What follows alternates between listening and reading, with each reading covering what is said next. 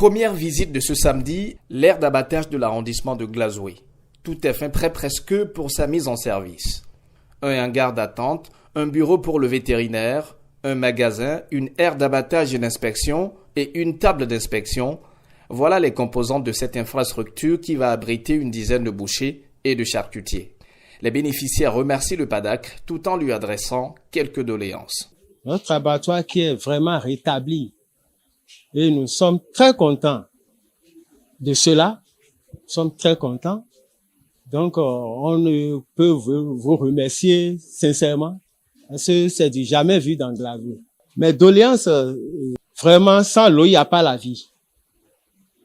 Tout le monde le sait. Donc, pour faire quelque chose là, il faut nécessairement l'eau. Donc, il nous faut du forage et l'électricité aussi. Les autorités communales sont aussi reconnaissantes envers le PADAC et l'AFD, mais souhaitent que les doléances des bouchers soient prises en compte. La commune reste toujours reconnaissante à vous, AFD, et je vous demanderai de prendre en compte les doléances des uns ou des bénéficiaires et en matière d'eau, parce que, comme ils l'ont dit, on ne peut avoir d'aide d'abattage sans de l'eau et de l'eau potable.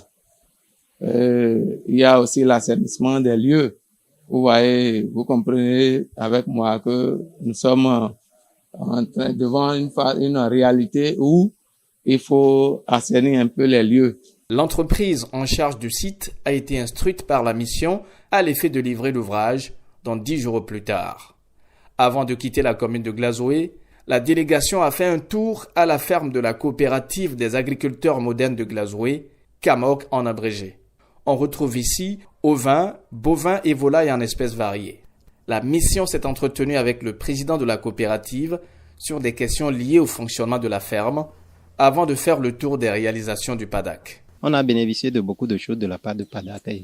Entre autres, je peux noter, on a bénéficié d'une clôture d'un hectare, d'un forage, d'une moto tricycle et d'une bergerie.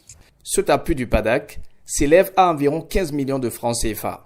La bonne nouvelle ici, la contrepartie est totalement mobilisée, ce qui vaut une félicitation de la mission à la coopérative. La délégation part de Glazoué sur une note de satisfaction et jette son dévolu sur la commune de Dassa. Direction, le centre du groupement des handicapés de Paounia. Ce centre a bénéficié du PADAC de matériel et d'équipements pour l'élevage, à savoir un bâtiment, une clôture, une couveuse électrique, des abreuvoirs et des mangeoires. Le président du groupement, Pierre Gagnon, a témoigné la reconnaissance du collectif au PADAC et à l'AFD pour l'appui. Il a demandé cependant quelques compléments, entre autres un congélateur pour la conservation des poulets abattus, le remblayage du site en vue d'un accès facile. Le coordonnateur du PADAC se réjouit des réalisations vues sur le terrain, tout en ayant à l'esprit les différentes doléances.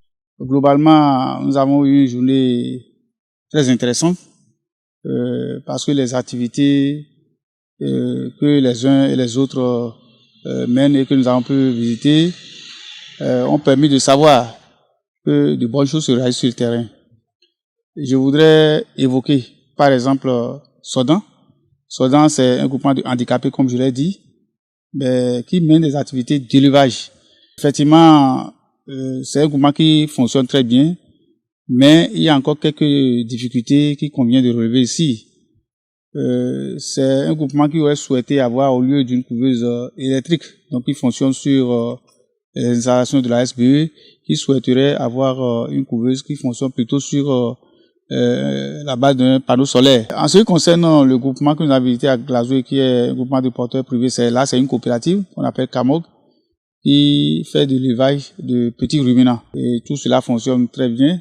Je crois que la mission a pu apprécier cela. L'aire d'abattage de Glazoué que nous avons visité, qui est un schéma comparable à ce que nous avons vu hier à Agbado, à Savalou, que les bénéficiaires ont beaucoup apprécié.